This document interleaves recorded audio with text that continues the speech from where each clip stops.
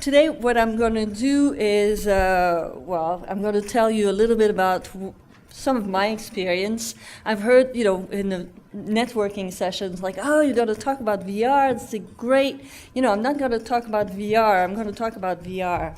I'm going to talk about my experience, and it may not cover, I hope it covers as much as you care, but anyway, that's how it's going to share. Let me present myself quickly. So, I'm from Montreal, very much so, but I spent some years in the United States as well.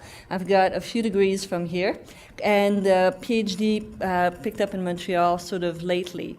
I started in fine arts, went to graphic design, interactive design, experience design, and then I'm really a UX researcher at this point.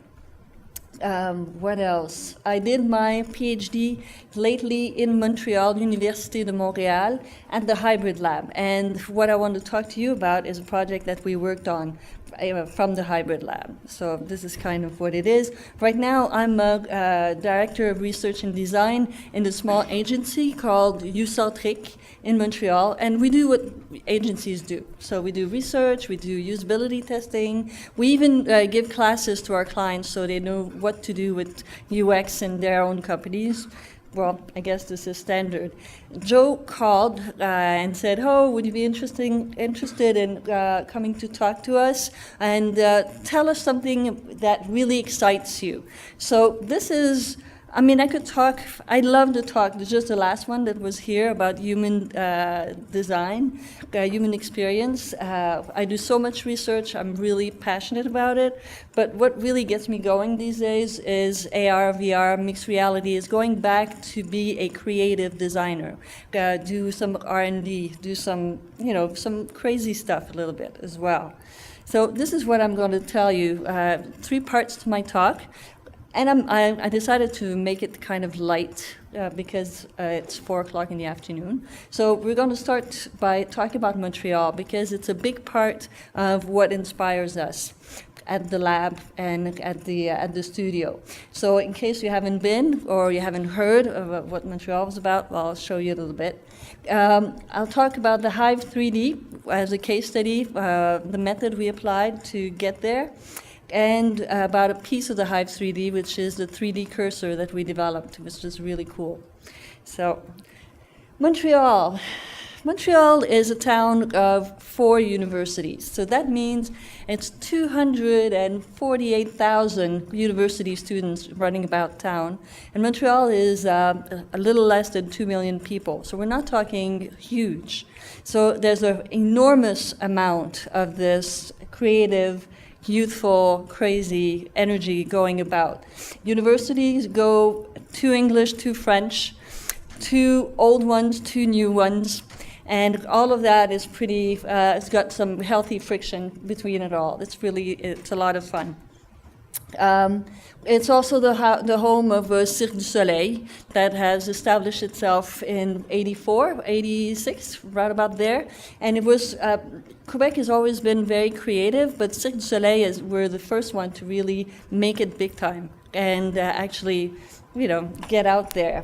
So, and in Montreal, everybody knows somebody that works in the Cirque du Soleil or has worked in the Cirque du Soleil. It's like a big family.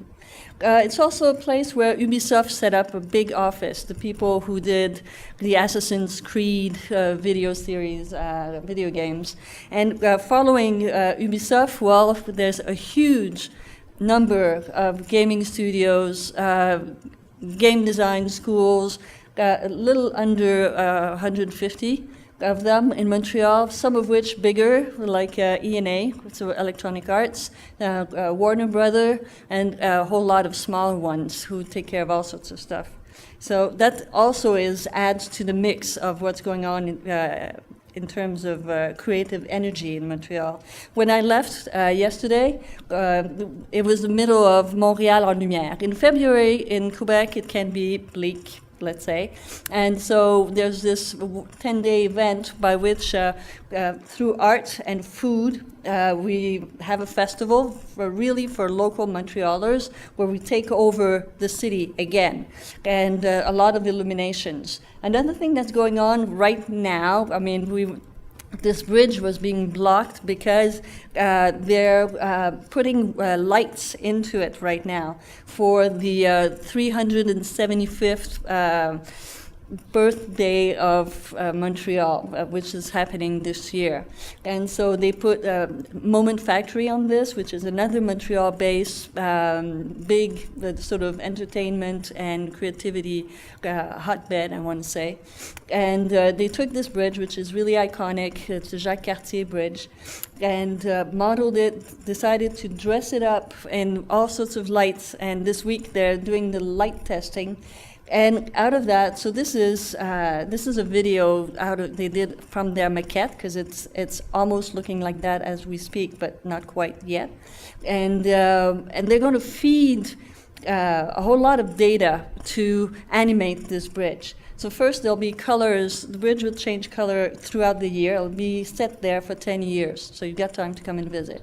And it'll change color throughout the year, and then it will change level of activity and patterns according to traffic, to weather, and through data traffic. So we could get a sense of how is the city pumping at this point, just by looking at the bridge, which is, as cities goes, everybody has to cross a bridge at some point. So it's like a big barometer.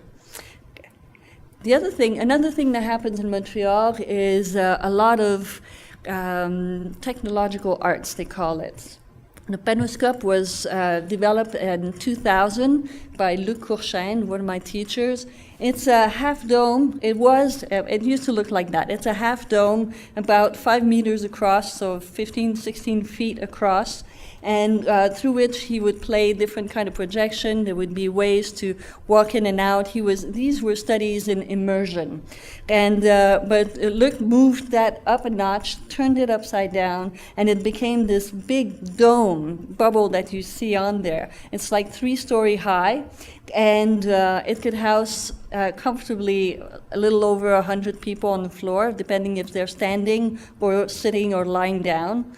The kind of projection you could see on there will be, sort of dome-shaped stuff, the kind of stuff that you expect, but it could also look like this. So this would be more like VJing through this structure, try to animate the visuals through the music and see the interaction, and try to play with different interfaces. You can't really see it from this little video. Oh, yeah. There's a ton of people there, and they're all lying on bean bags, lying flat on their back. And so that's one way of enjoying La Satosphère, which is the name of this thing. And La Satosphère is actually one of the best clubs to go dancing. So Fridays, Saturdays, it's just really great because you're in this massive space, and you're kind of lost in the music, lost in the space, really cool. So this is also really big. It's big and small at the same time.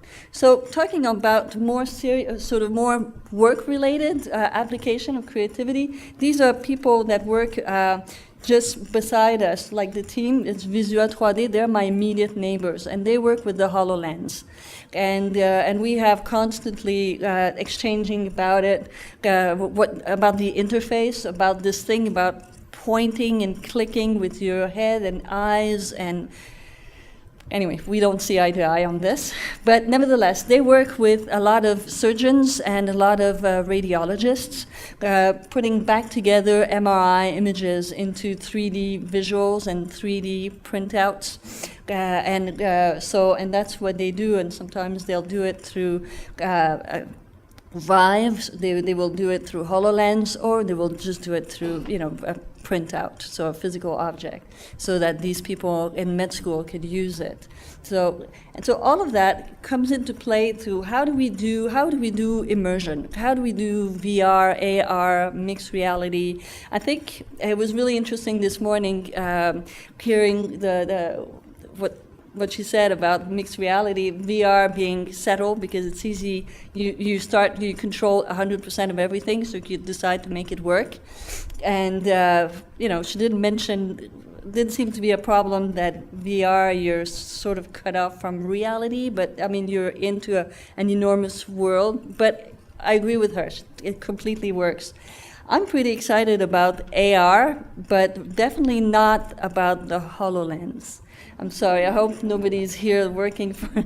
I mean, I think it's a really difficult helmet. But I think the exciting part is that it's happening. It's happening right now, and it's for us to go and play with this if we want to. So, yeah, remember these guys? We know them. We've seen them. 1952. And this was actually in the paper on Tuesday morning, this Tuesday. In an odd kind of way, there's something similar about this like hot new technology. In both cases, we've got hot new technology that kind of unites people in some way and separates them in another way. And you wonder, and the fact is, a lot of you said you've tried VR one way or the other. I don't know about your experience, but I know that mine, I think good VR is absolutely mind-blowing. It's really amazing. You're so into it, it's so great. And okay, so it did make me nauseous a little bit, but you know, if it still is something I could not have lived elsewhere.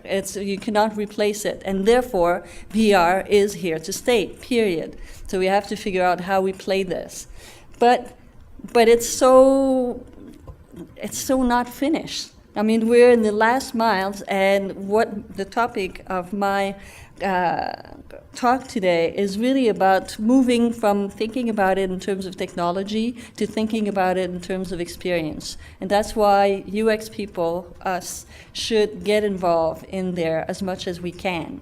And so we could decide to push it solo, we could decide to push it more social, we could act on this.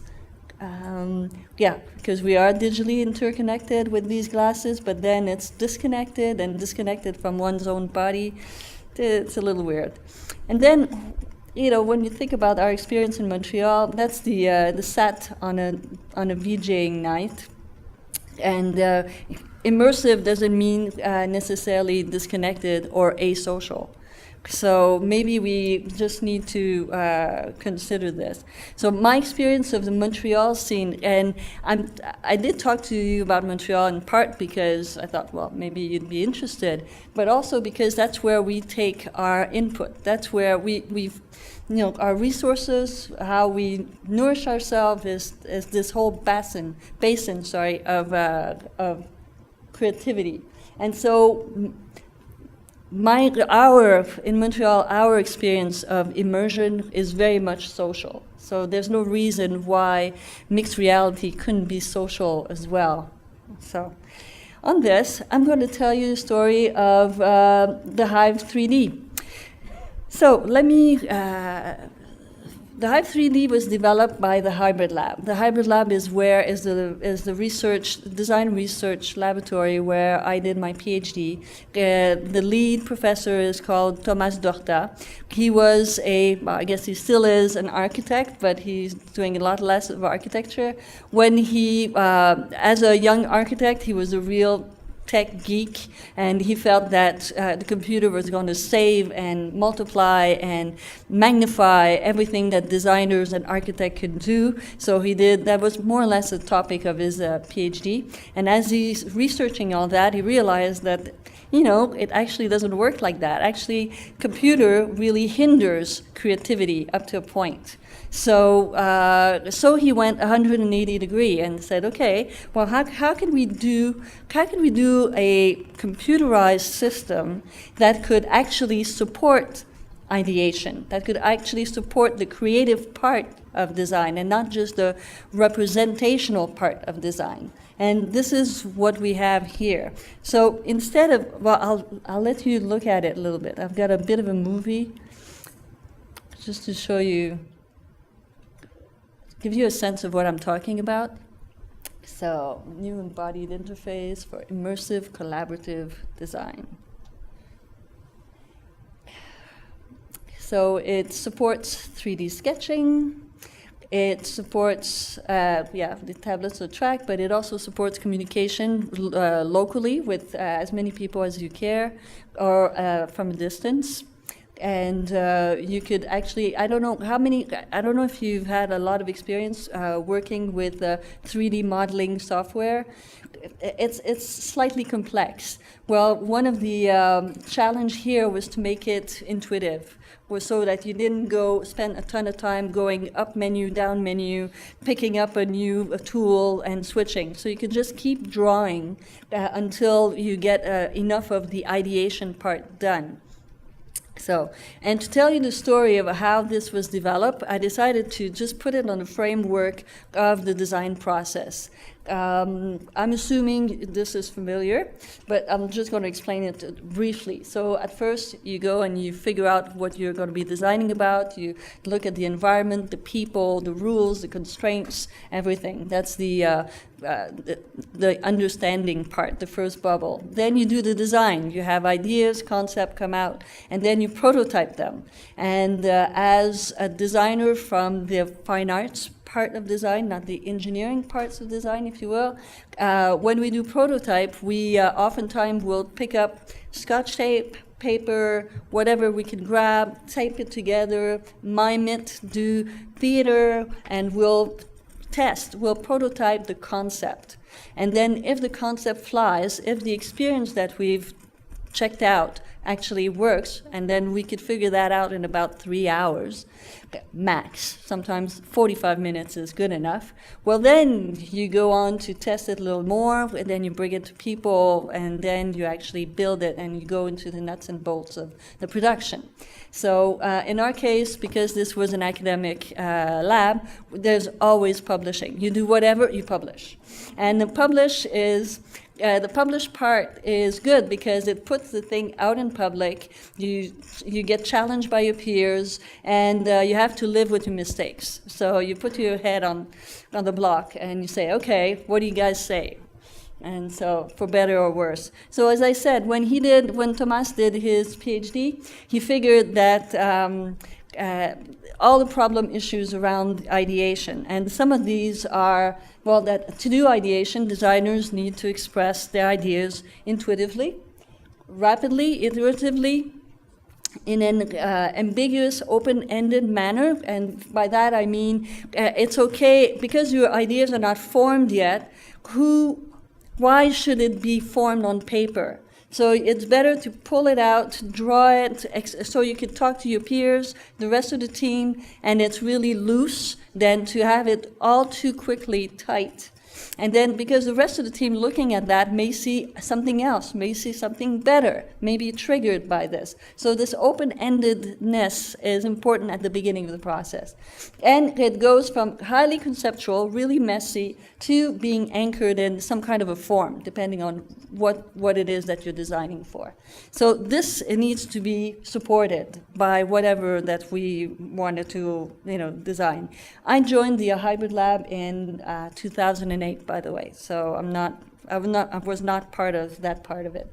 The first thing he did was really interesting. It was kind of a mishmash. So he decided it needs to be quick, it needs to be iterative, it needs to be telling us what we're doing. So he used 3D printouts that he had the students change with clay, rescanned it, and then did modification on a digital software, and then reprinted it, and had every design work through this kind of cycle back and forth. This is the digital equivalent of Scotch tape and cardboard. It's like you patch it together, you don't write not a line of code like in there, but you just push and shove, and he felt like, okay, this is a good start, but I still have scale issues because the models are so small compared to the end results. The students still make basic mistake due to the size of the thing. So how could we make it bigger? So he went to see a colleague of his, Luc Courchaine, who did the panoscope, which I showed you, and in these days, the panoscope would look like a dish, a huge, half sphere. And he borrowed that from him with, full agreement and blessing, and he developed what he called the hybrid ideation space. And I don't know if you get a sense of what this is, but it's this huge dish where you stand in the middle with a computer and a tablet, and you just draw. This, so the published date were 2007, so we're talking big Wacom tablets, and you just draw on there, and as soon as you draw, it's projected around you, and so you could keep the fast pace of ideation. So if you have an idea, you could draw it, it's there. And you don't draw it distorted, you just draw it the way you would on a piece of paper. And therefore, you could talk to other people standing beside you, talk to people in another HYVE further in another country. We have buddies that we work with in France all the time. So, and that kind of worked okay for a while, but it was kind of cumbersome. People said, you know, how big? You want me to put this in my lab? It's 16 feet across. And do we need to see 360? While you're standing here, I'm not really looking at what's behind my head. So they decided to review that. But it was still really cool because it is intuitive, it is life-size, it resolved that issue. Then eventually, another thing that came out all the time in the critiques were that, yes, but you know what, we don't work 2D, we work 3D. You know, when we do architecture, when we do design, when we do car design, we don't force us to stay in 2D too long. The other thing that came out also is that we realized that to do ideation was much better if people collaborated. It sounds silly. At first we did it just because we wanted to make sure that during the testing people would talk out loud naturally to each other. And then we realized that when they were talking to each other, well, for one thing, the ideas were furthering a lot more. Secondly, in the hybrid ideation space, they had a different way of talking. Instead of saying, oh, why don't you do a Boolean here? They'd say, you know, there's a real issue with proportion. All of a sudden, they went back to talking design talk. Design issues, and we thought, hey, we're on to something good there. And the last item is that immersion, it became obvious that immersion wasn't spatial. It was, once they were into doing the design, immersion was cognitive. They were busy getting a job done. And so didn't care if it wasn't super pristine. It was really just, they were engaged in the work, and that was very immersive. And the sense of presence, likewise, when people were working from far away, they could just follow the mouse, and that was really interesting. So, next item, so they decided to change the shape of the screen and give it this sort of slingshot shape. So that's smaller and allows for more people in front of that screen. So again, and every time we do this, it's paper and scissors and trying out. The HYVE has some kind of software. Well, the software was prototyped in Macromedia Director, now Adobe Director, and I hear in a couple months no more at all. They're actually closing Director. But I mean, it could be done in Unity. The idea is that you don't have to, we didn't code this, we sort of faked it. We faked it as fast as we could so that we could test it, try it, and see if it works, and not invest gobs of months and years into proper sort of, and we didn't want to have the conversation about, oh, you can't do that. So, like, we can't do that. No, it's not now. Not now. Let's first settle on what the experience should be, and then we'll see. So, so this way, so 3D was an issue. 3D was an issue. So, heck, let's do it 3D. So what we did at that point was to really turn the whole thing, change the software, again, Macromedia Director, prototype it, make it 3D, use 3D content, and develop a way to do this. So this is how it looks now. Well, you've seen a bit of it. So probably be better with little music, but it's 4:30. Okay, and then, or like this.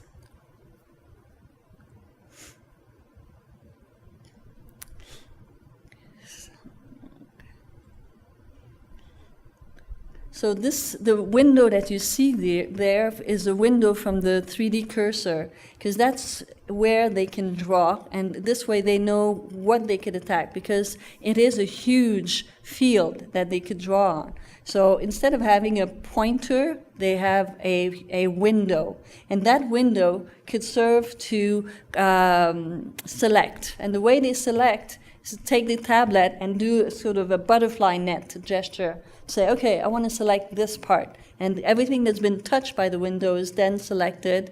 Could be altered, copied, pasted, played with.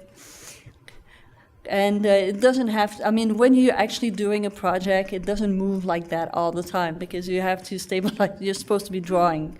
But I guess they thought it made for better movies. So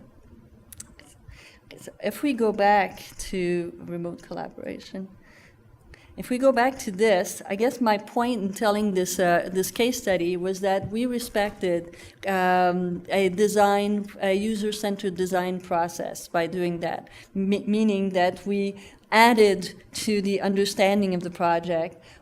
I got nothing underneath the design, but that was the most fun part. That's all whiteboarding and playing, in the lab, and then prototype the hell out of it as fast as possible. Test it with a minimum of 24 students per them, and or up to 100, depending on how many classes we had that semester. And then publish, and then see what we could learn, and be really UX about it, really patient, and not. It wasn't one of those tests like, tell me it's good. It's like, go ahead and do it. Can you, what are you doing, and what is happening, and just listening a lot. And that was my role in this lab. I was the experienced person. I was the one doing the test, doing the listening, and it's a good thing that it was me and not the geek guys, because I was really listening. Whereas I think they wanted to hear, they wanted to be told it was great. So there was some kind of separation. My job was to be the reflective practitioner out of the lab kind of thing. So to make sure we went ahead. So if we go back to this, sort of coming back with the social, this exercise helped us to redefine immersion from spatial immersion to engagement. And it's not to say that one is one or the other. I think it's both. But I think spatial immersion is really good for the entertainment type thing, whereas the really cognitive immersion, the engagement, is really good for the work-related one, because then it's kind of two-level. Games is great, because games is everything. Games uses both entertainment and performance, work-related, spatial and engagement. It fires on all cylinders all the time. But what was interesting in realizing is that the entertainment part really goes after sensory wow. It goes after space. It goes after all sorts of stuff, because you end up being in a receptive mode. You're there at the receptive end of this, and you're taking it in, and it's really awesome. Whereas the cognitive satisfaction is to, could I get this done? Could I get this done elegantly? Is it really how interesting it is? And when it's for work, you're in a proactive stance. Like, you're going to pull things out of that system. You're going to want something. So this is what we've learned from that. I'm just going to keep going quickly, because out of the proactive, we get the issue with the fineness of details. That thing about having to click with the HoloLens with this. It's kind of weird. I know it works, but it kind of doesn't. So and having to focus with the eyes, okay, click. I don't know.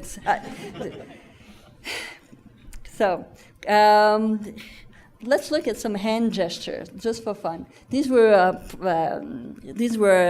made by Moment Factory, and what happens here is that these are very big, broad hand gestures that actually work pretty well in terms of interaction. Let's see. I love this one.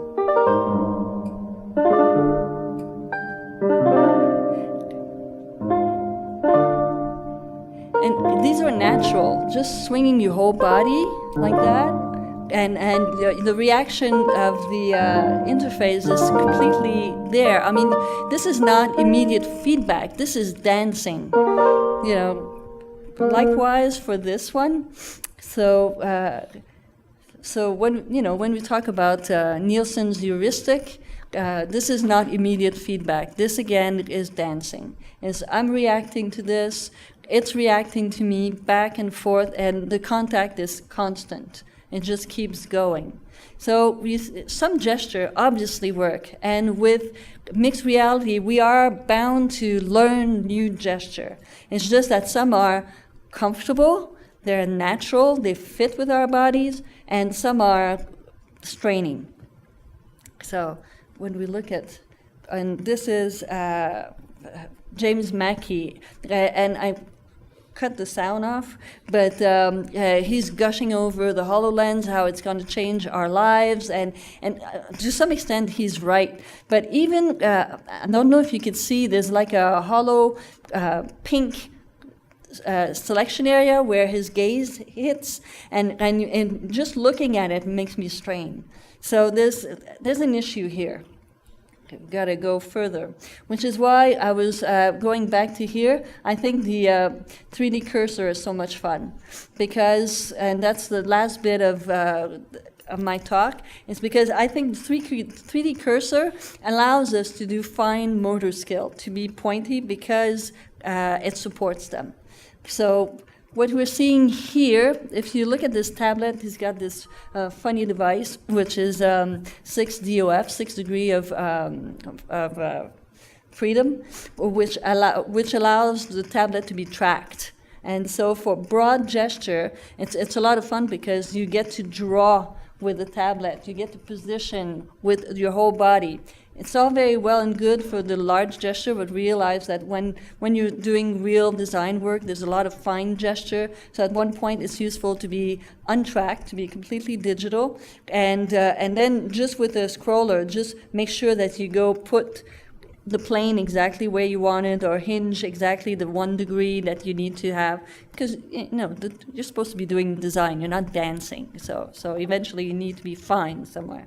So, and this is how it will turn. There's the tablet's got this big space, however big your iPhone or your tablet is, but it's this X, Y, and Z axes that are really comfortable and well supported.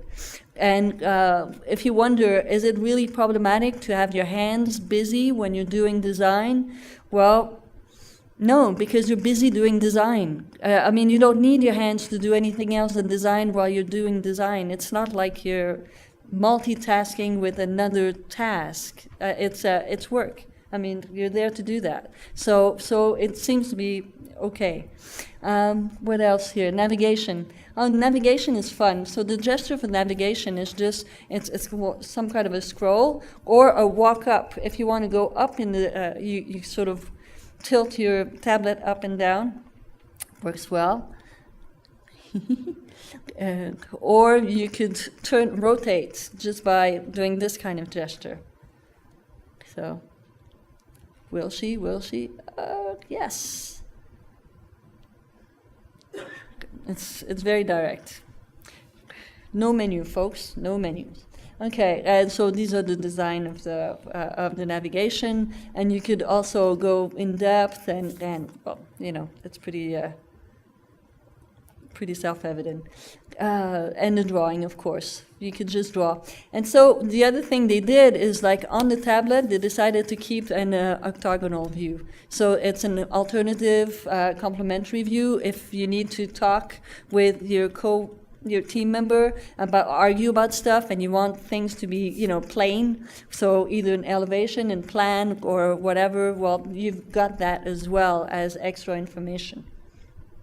So that's the idea. It's just a tool, the same way that VR may have its handles, maybe for a more work-oriented design system. Well, I think the 3D cursor is a really interesting device and could actually be exported to other devices, could be mixed with those famous helmets and so on, just to support that. Yeah, that's the octagonal view. So going back to this, then yeah, we have gross motor skill are fine with the whole body moving in the open. It works well. Whereas the fine motor skills, it needs to be supported. And then whereas we, for years and years, if I don't know if you guys were doing NASA TLX testing, but we focused a lot on the lowering the mental workload.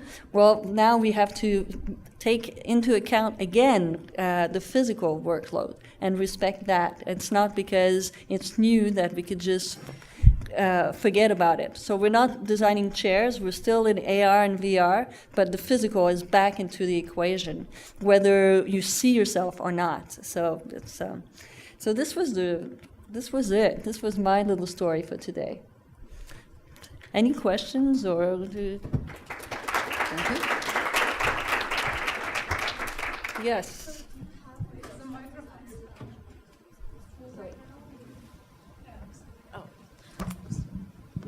So have you had industrial designers or engineers use this tool to... Oh yeah, hundreds. And so what do you do when you take it from, like, what is the workflow like? So you like draw in this, and then where do you go from there? Well, you could bring any kind of 3D document in there. What you do there best is ideation, co-design, so collaborative work, and whatever you drew there, you bring back in Rhino, in Cinema 4D, and whatever. So it's completely compatible. And so from there, what you will have drawn in there will be the remnant of a conversation, chances are. There's going to be rough sketches, the same kind of stuff that you would draw on a piece of paper while you're talking. And then you sort of remember everything. You've got your cues. You've got your arrows saying, okay, clients doesn't like this. Please review that. And then you go back and you do the work back at the desk with your big screens. And then you bring it back there for the quick exchanges. That's what you do with it. Okay, so it doesn't necessarily support Boolean operations or like sculpting, let's say for animated characters. It's for communication, it's for ideation, and it's for what it was hard to do in a computer system before, and it was also what was hard to do at a distance. Because I didn't say, but there's a voice over IP in there, so you see who you're talking to from a distance. And my point today was really to show methodology and the idea of prototyping and to get involved. As UX, it's time to get involved. It's a great time to get involved. Yeah. So as a UX designer today, and if you're interested in working in mixed reality, what advice do you have for us? Because this is not released out to the public, right? It's not open source where we can just go and access and play with it. No, at this point, no. But it's, what do you mean? I mean, you would like to go play in there? Yeah, or Okay. like if I'm a UX designer and I want to make a career move to work in mixed reality or in VR, like what is your advice for us? Because not a lot of these things are open source, and it's a little hard to get into a research lab. The way we do it, before we get into this fancy, I mean, this is fancy and this is at a very slow pace. I mean, obviously in real life, you don't take 13 years to come up with something. This would be more like a multiple version on a lean project where every other year you produce something. But the fact is, we start with Google Cardboard, and we prototype with that, and we play with that, and here at this point, the HYVE 3D was actually coded in C++ in 2014 after 13 years of playing. And so because we pushed it as far as we thought was needed, and then it got coded. So before you code, you could do a whole lot of stuff. If you want to start working, and you could, do you know Unity? It's a game platform, and so you could do a lot of stuff with that. You could, fake it for a long time before you have to actually code anything. And the important thing is to test it, is to try it, prototype it, test it, until you're really sure of the experience you're getting. But I don't know, you could play a lot. And then you go knock on doors and charm the socks off of somebody else. Hi. In mixed reality, you showed us a lot of body scale gestures, but I have done something with Kinect, and body scale gestures are very tiring. So what are your thoughts on that? Like when you use HoloLens for a while, you have to keep your hands up, keep clicking, and your arms hurt after a while. So what do you think that how will that be tackled in future? Well, you have to be specific in the sense that I want to go back here. In the future, I think there's going to be a ton of different things coexisting for a lot of different needs. Right now, it's not serving anybody to put all VR, AR in the same bag. It's not serving anybody not to make a difference between what's entertainment, what's work-related, and what's in between, what's games. And so I suspect that everything that's work-related is going to evolve a lot in a very different place. It's going to separate and evolve very differently than what's entertainment related. I mean, the entertainment may go Matrix, I don't know. But I think what's work related is going to stay firmly grounded in the real world, in us, in our hands, in our bodies. And so we'll find a way to integrate these things in an exciting way. I mean, the idea of doing new technology is to improving, it's to have fun. So if it's no fun, we ain't going there. Yeah.